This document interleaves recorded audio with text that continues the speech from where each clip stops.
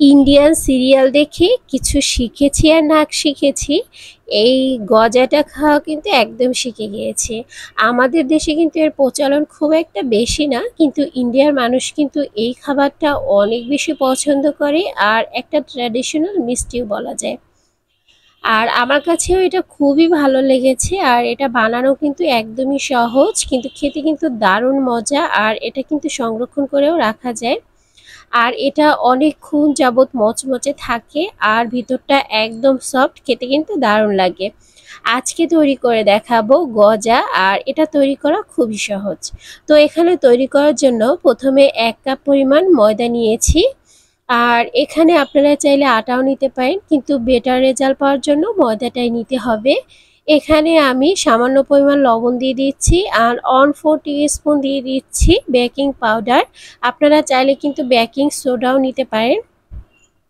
আর ঘি দিয়ে দিচ্ছি এখানে 2 টেবিল চামচ। ঘির পরিমাণটা একটু বেশি দিতে হবে। আপনারা কিন্তু রান্নার যে রেগুলার তেল সেটাও নিতে পারেন, কিন্তু ঘি দিয়ে আসলে তৈরি করলে এর স্বাদটা অনেক ভালো আসে আর খুবই রেজাল্টটা ভালো পাওয়া যায়। এখন হাত দিয়ে ভালো করে চটকে এভাবে একটা ডো তৈরি করতে হবে। আর দেখতেই পাচ্ছেন এটা হাতের ভিতর ধরলে কিন্তু দলা পেকে যাচ্ছে। আর এখন আমি নর্মাল পানি দিয়ে একটা ডো তৈরি করে নিচ্ছি। আর এখানে আমি পানির পরিমাণ পুরো লেগেছিল হাফ কাপের মতো, হাফ কাপের থেকেও একটু কম লেগেছিল। তো এ পর্যায়ে ডোটা কিন্তু একদম শক্ত হবে না, নরম হবে না। এটা 30 মিনিট রেস্টে রেখে দিচ্ছি আমি। আর এটাকে বেশি মথে নেওয়ার কোনো প্রয়োজন নেই। অন্যদিকে আমি শিরাটা তৈরি করে নিয়েছি, আর শিরা তৈরি করার জন্য এখানে 1 কাপ পরিমাণ চিনি দিয়ে দিচ্ছি আর এখানে 1.5 কাপ পরিমাণ পানি দিয়ে দিচ্ছি। আর এই শিরাটা কিন্তু রেগুলার যে আমরা শিরা তৈরি করি একদম সেরকমই হবে, ডিফারেন্ট কিছুই নেই। তো এখন এ পর্যায়ে আমি এখানে সুন্দর ফ্লেভার আনার জন্য একটা দারচিনি আর এলাচ দিয়ে দিচ্ছি। আপনারা চাইলে কিন্তু কেওড়া জলও দিতে পারেন, তাতে করেও সুন্দর একটা ফ্লেভার নিয়ে আসবে। এখন বলক আসা পর্যন্ত একটু ওয়েট করছি, আর কিছুক্ষণের মধ্যেই কিন্তু বলক চলে এসেছে।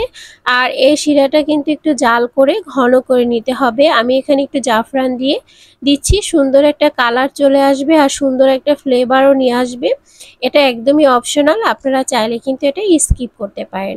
এই পর্যায়ে আমি 1 পিস লেবুর রস দিয়ে দিচ্ছি, যাতে শিরাটা একদম বেশি ঘন আঠালো না হয়ে যায় আর জমাট বেঁধে না যায়, এজন্য একটু লেবুর রস দিয়ে দিতে পারেন। আমি 1 পিস লেবু পাতলা করে কেটে দিয়ে দিচ্ছি। আধা ঘন্টা পর ফিরে আসলাম, আর ডোটা কিন্তু আগের থেকে অনেকটা সফট হয়েছে। আর ডোটা দেখে অবশ্যই বুঝতে পারছেন যে আমি কিভাবে তৈরি করছি।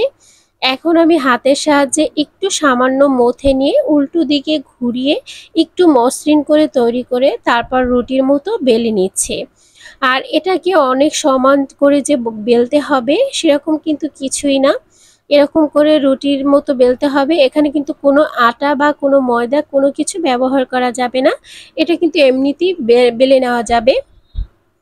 ছুরির সাহায্যে মাঝ বরাবর কেটে নিচ্ছি, তারপর আবার অন্য দিক স্কোয়ার করে কেটে নিচ্ছি। আর একটা পার্টের উপর আর একটা পার্ট দিয়ে দিচ্ছি এভাবে করে, তারপর আবার হাত দিয়ে চেপে চেপে ফোল্ড করে নিতে হবে, তারপর আবার বেলে নিতে হবে।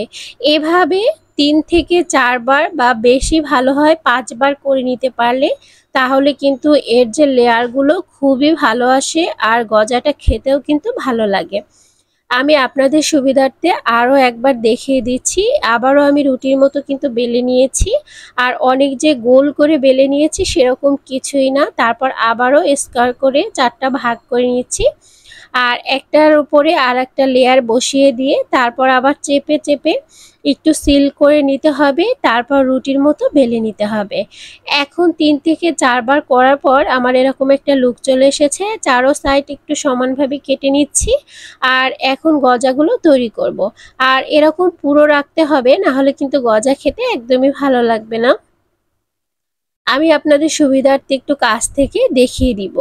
আর এই যে দেখুন গজাগুলো একদম রেডি হয়ে গেছে, আর কতটা সহজে একদম তৈরি হয়ে গেছে। এরকম পুরো রাখতে হবে, কাছ থেকে একটু দেখিয়ে দিয়েছি। 1 কাপ ময়দায় কিন্তু আমার বেশ কয়েকটা গজা হয়ে গেছে। এখন এগুলোকে আমি ভেজে নিচ্ছি। ভেজে নেওয়ার জন্য তেলটাকে অনেক বেশি গরম করা যাবে না। তেলের ভিতরে আঙুল দিলে যাতে সহ্য হয় এরকম পরিমাণ গরম রাখতে হবে, তারপর গজাগুলো দিয়ে দিতে হবে। তারপর যখন গজাগুলো এরকম তেলের উপরে ভেসে আসবে তখন চুলার আঁচটা একটু বাড়িয়ে দিতে হবে, আর বাড়িয়ে দিয়ে 1 মিনিটের মতো এটাকে ভেজে নিতে হবে। তারপর আবার চুলার আঁচটা মিডিয়াম লোতে করে আস্তে আস্তে করে ভেজে নিতে হবে। আমার গজাটা ভাজতে একদম 6 থেকে 7 মিনিটের মতো লেগেছিল। এটা যদি প্রথম পর্যায়ে চুলা বাড়িয়ে ভাজতে যান তাহলে কিন্তু ভিতরের লেয়ারগুলো সুন্দর আসবে না, উপর থেকে কালারও ভালো আসবে না, পুড়ে যাবে। আর লাস্টের দিকে আবার চুলাটা বাড়িয়ে তারপর কালারটা নিয়ে তারপর উঠিয়ে ফেলতে হবে। আর দেখতেই পাচ্ছেন কতটা সুন্দর হয়েছে। আমার গজাগুলো কিন্তু একদম ফেটে যায়নি, একদম পারফেক্ট হয়েছে। এই টিপস অ্যান্ড ট্রিক্সগুলো ফলো করলে বাসায় একদম পারফেক্ট গজা তৈরি করতে পারবেন।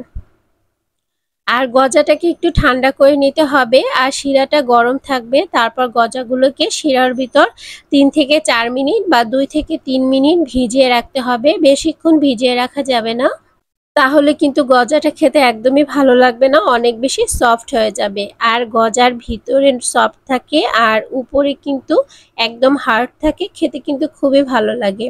উপর থেকে একটু জাফরান দিয়ে আমি ডেকোরেশন করে নিয়েছি, আর তৈরি হয়ে গেল গজা। কেমন লেগেছে আজকের রেসিপি অবশ্যই কমেন্ট সেকশনে জানাবেন।